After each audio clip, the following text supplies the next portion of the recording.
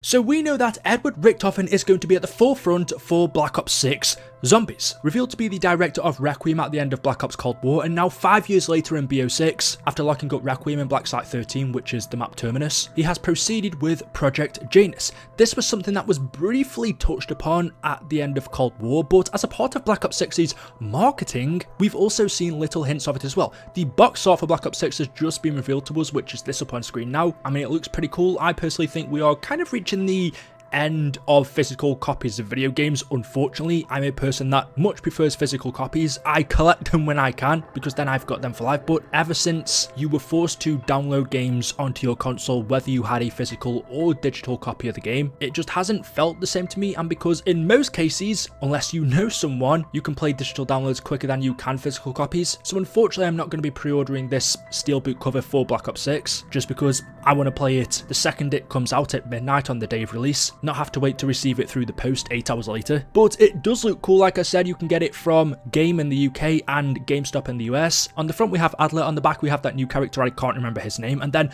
on the inside, on the left you've got the Black Ops 6 Cerberus, and then on the right where the disc goes, you can see it says Project Janus. And like I said, this isn't the only time we've seen this in BO6's marketing. About, I don't know, a month or two ago now, in the BO6 classified key art, you could find the letters PRJ-JNS, Project Janus. So whatever Project Janus is, it is a huge part of Black Ops 6's marketing. And because we know it's to do with zombies, this is really exciting to me. I don't feel like zombies has been at the forefront of a Call of Duty game or a Black Ops game since Black Ops 4. The zombies mode in that game felt like it was the most important part of it. It felt like it was pushed more in terms of marketing than the multiplayer or Blackout. Zombies in BO4 was what they focused on, it was what they pushed to sell it. It didn't really feel like that was the case in Cold War. It definitely wasn't in Vanguard and Modern Warfare 3. Multiplayer Warzone and even the campaign was more important. But with Black Ops 6, it feels like zombies is being made one of the focal points of it. And especially with the continued mentioning of this Project Janus. Whatever Project Janus is, it is clearly going to be the big thing, the big event that is going to be taking place in the zombie story. Okay, so we know the Black Ops 6 zombie storyline takes place 5 years after Black Ops Cold War, or actually 6 years because it's in 1991 from what we've been told. Forsaken happened in 1985. In that final cutscene, it showed us Dr. Peck going to the Bonin Islands, which is where Terminus is, 5 years after. But it was also revealed to us that the director of Requiem was Edward Richtofen. Now, before I carry on, I always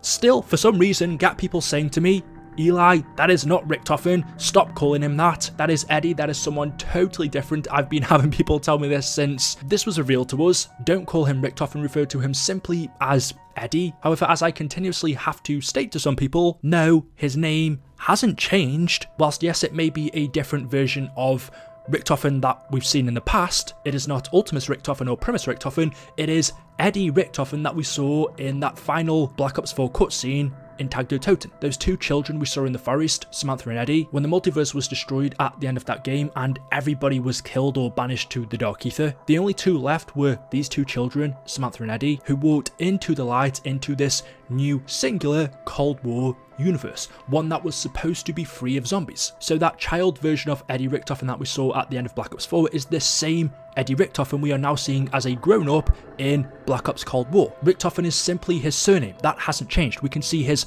forename hasn't changed, his name is still Eddie, which is short for Edward. This person right here, the director of Requiem, is Edward Richtofen. The only reason we call him Eddie is because that's what Samantha simply calls him. In Black Ops 4 or Black Ops 3, Black Ops 2 in the Origins ending cutscene, it was only ever Samantha that spoke to Richtofen, and whenever she did, she referred to him as Eddie, but I'm assuming if any other character called out his name, they would have called him by his full name, Edward. Eddie is just a shortened down version of Edward, which is what Samantha called him, but his full name is Edward Richtofen, and there's just a little bit more proof for those few people who don't believe for some reason that his name is Richtofen. Well, here is the director of Zombies, Kevin Drew, saying it. We left you like on a huge cliffhanger. So basically Cold War was building up a lot of beats. We at the end, like we kind of just did a huge 180.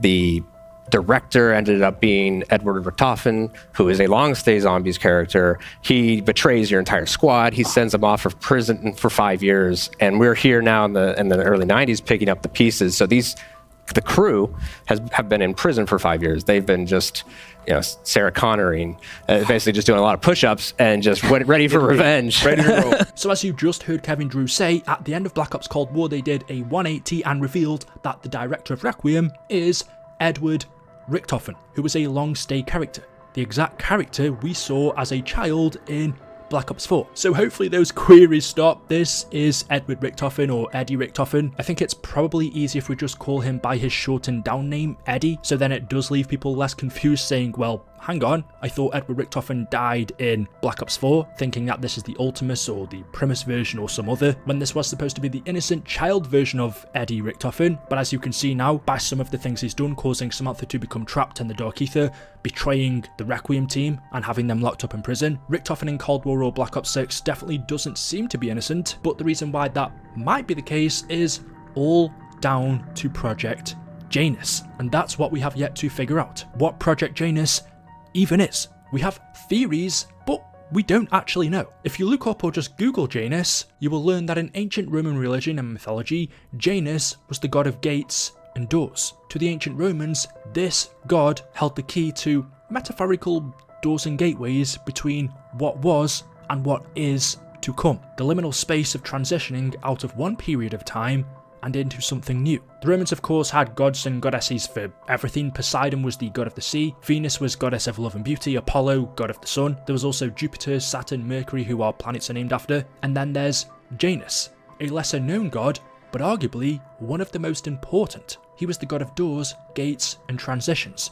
Janus represented the middle ground between concrete and abstract dualities, such as life and death, beginning and end, youth and adulthood, rural and urban, war and peace, and barbarism and civilization. Janus was known as the initiator of human life, transformations between stages of life, and shifts from one historical era to another. The Romans also believed that he ruled over events such as weddings, births, and deaths. And according to Roman mythology, Janus was present at the beginning of the world. As the god of gates, Janus guarded the gates of heaven and held access to heaven and other gods. For this very reason, and this is important because it may tell us what Project Janus involves, but it was often invoked first in ancient Roman religious ceremonies and during public sacrifices. Offerings were given to Janus before any other deity. If you look at any depiction of Janus, whether it be a statue of him or his face on a coin, you will notice that as the god of transitions and dualities, he's portrayed as having two faces, one facing the past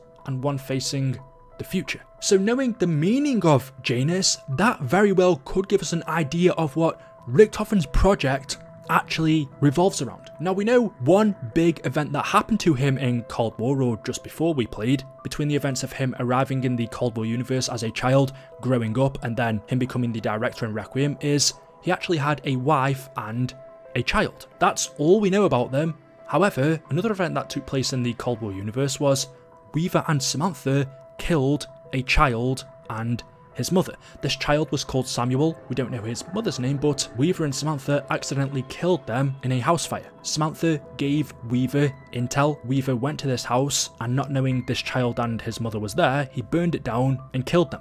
We believe that this child and mother was Richtofen's son and wife. And part, or perhaps the reason he's done everything he has in Cold War so far, locking up Weaver and the rest of the Requiem team, imprisoning them on Black Site 13, and trapping Samantha within the Dark Ether. And we've recently learned in Modern Warfare 3 that he forced Dr. Grey to give birth to Samantha's daughter, who is also Revanov's daughter as well. It's confusing, but Richtofen stole Samantha and Revanov's DNA, implanted that into Grey, and forced her to give birth to this child, who was connected to Samantha, who we also know is connected to the Dark Ether. If it was in fact Richtofen's wife and son that Samantha and Weaver killed, and they are dead, well, if Project Janus revolves around life and death, the beginning and end, could it have something to do with trying to find a way to bring them back? Janus ruled over life events such as births and deaths. He guarded the gates of heaven. He was also invoked in public sacrifices, where offerings were given to him. Richtofen in Cold War sacrificed